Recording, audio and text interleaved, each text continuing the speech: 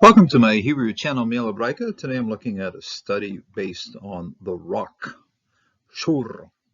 In Hebrew, you can say rock in numerous different ways. One of them is eben, and an eben is a cut stone that you've taken out of the ground and then placed, and you're going to use it for a building. However, tzur is a rock that's firmly into the ground. It's foundational. It's not moving. It's something that's very strong and very well attached to the ground. Gabi Barkai would always call it, this is the living rock. Okay? So it's the rock that's very firmly tied into the ground. If you hit it with a pick, it has a different sound because it's tied down very closely to the ground. And Isaiah invites us to look to the rock from which you were cut, ha-beitu, that is, take a close look. Anytime you see a tet, it's pointing at a certain mark on a spot. And so look at it closely and study it, okay? Consider it carefully, okay? Habatu el shur huzav tam, to the rock, to the firm rock from which you were cut. That is, you have been cut from there, you've been removed. You were part of that rock. In a sense, you still belong to that rock, but you are part of that family of people that are tied to a rock. Isaiah 51, verse 1, Shemu Eli Rodfe Tzedek Bak She, those who are seeking Yehovah, Habitu El Sur Hutsav Tam Ve'el Makevet Bor Nukratem. So this is to listen, okay? It's a hortatory thing here. Listen, Eli, to me. Rodefe, those who are pursuing. This is a participle, plural construct participle. Seeking righteousness, tzedek. Nice milel accenting here on the double segolate right here. So rodfe, those who are seeking, those who are pursuing, those who are chasing. We see it in Psalm 23, those who chase, those who, and we see it in Joshua chapter 2, where the men of Jericho are chasing after the spies. They're going the wrong direction, but still chasing along. So rodef, okay, those who chase, those who pursue. Tzedek, those who are pursuing. It's an active thing of doing this, looking for righteousness and looking for a righteous life. Bak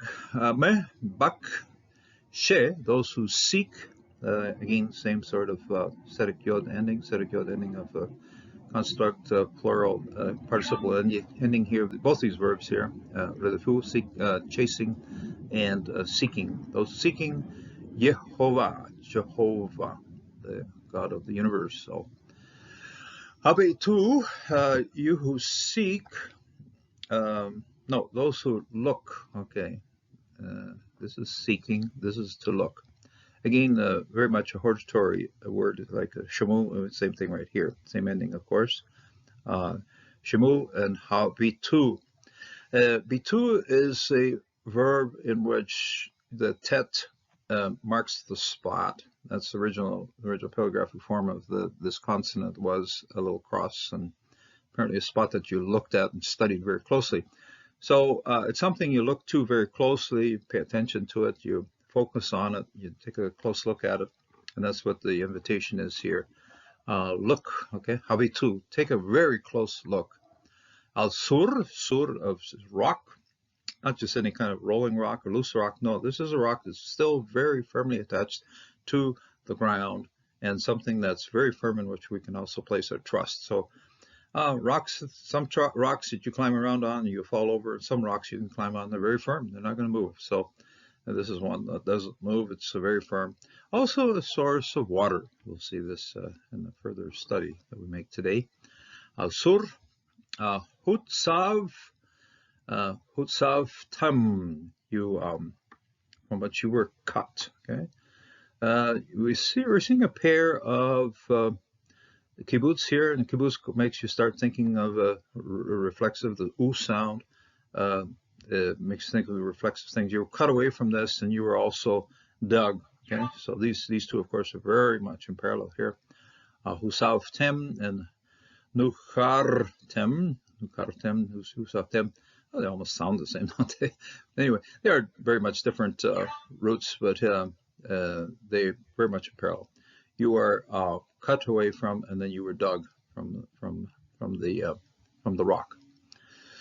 So Ve'el Mekkevet, nice segue right here, and a nice milal accent. Milal accent means towards the front of the word or the word. Yeah, so they can hear Mekkevet. Okay, very similar to kever, which you understand as a tomb, but here this is the quarry. Okay, so Kevet, from the quarry. That's the place when things are cut away from. The kara here and the kev here and the kof here are somewhat parallel in terms of what happens.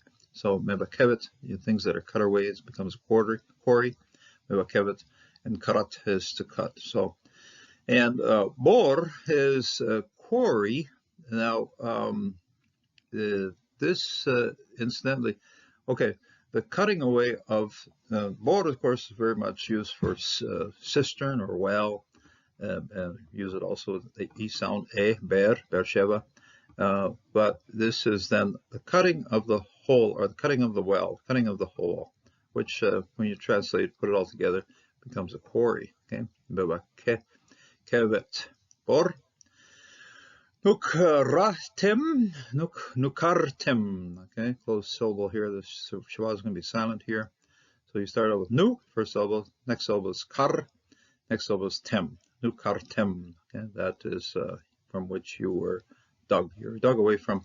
And so in ancient times, of course, when people were building city walls or walls for houses and so forth, and needed good rock for something firm, especially a city that had to be defended, you would find a good rock. This is one of the things about Jerusalem. Jerusalem has excellent rock underneath it for building its walls. In fact, if you go, you can take little tours underneath the city, and just immense quarries under the city, because it was very good rock for walls, and they would quarry it out of there. There seemed to be no concern as just how much empty space there was under the city, and I'm kind of surprised how subsequent earthquakes haven't collapsed the whole thing. But yeah, it is what it is. It's just an enormous hole under the city. It's a quarry, and because it provided good rock. So there's very much a sense of the quality of the rock will provide then the strength for the city. We see that here.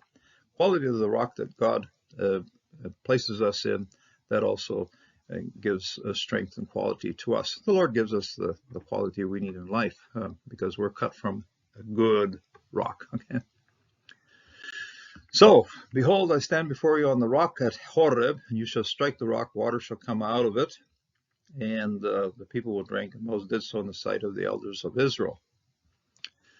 Hineni omed lefanecha sham al hatsur hahorev ve'hikkatam betzur ve'yashu mimenu mayim ve'shata ha'am ve'asa ken Moshe le'anei ziknei Israel.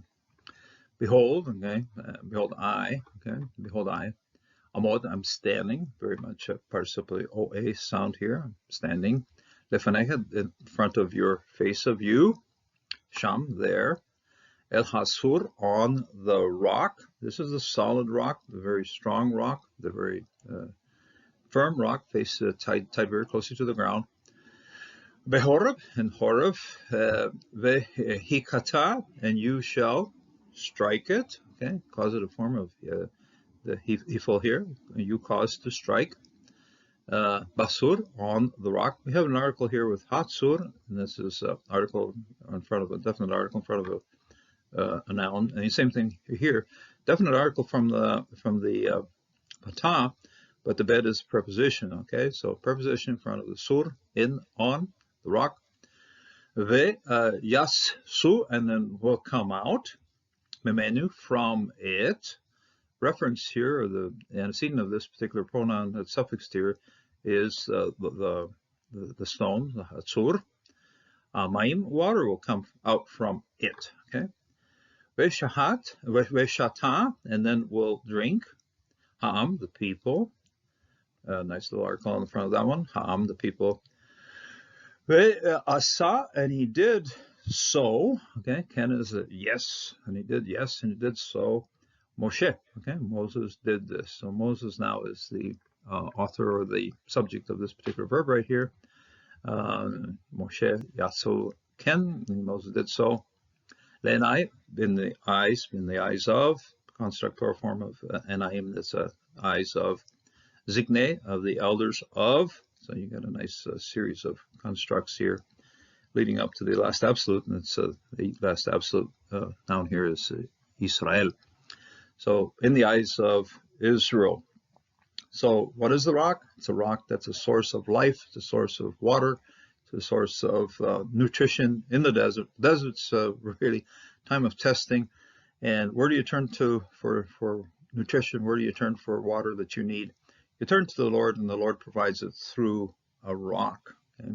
And that rock, incidentally, in the Old Testament, when you're looking for rocks and so forth like that, the Jewish people will say, "Oh yeah, the quarry and the people. That's the people. That's our nation. That's where you're going to find your strength." We're going in a different direction with this, and the New Testament very much defined in a much clearer fashion for us as Christians who and what the rock is. It's very important for us because it provides nutrition, provides strength, provides standing that we have in this world.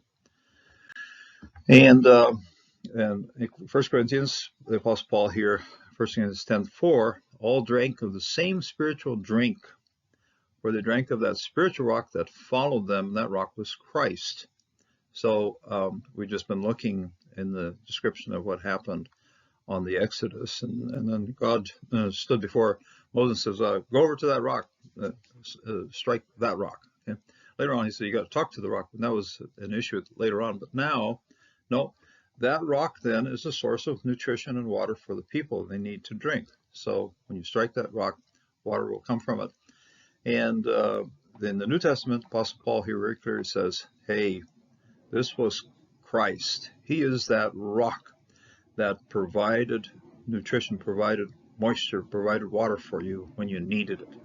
And very, very symbolic. If we need water, if we need nutrition, we need hydration, this spiritual hydration in this day and age, look to that rock, and that rock is for us Christ. And in Matthew 7, towards the end of the Sermon on the Mount, we see this little passage here. Therefore, everyone who hears the words of mine, in other words, listening to the words of Christ, and then acts on them, in other words, listen very closely to this man's sermon, listen very closely to that.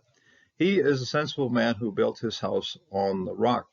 This isn't just simply a parable comparing people trusting a weak foundation, a strong foundation. This is very much focusing on the rock, which is Christ. Okay, so first of all, you're building your house on something that's firm, and that firmness derives from the fact that this rock that is firm is Christ. Christ is our rock that we build our life on.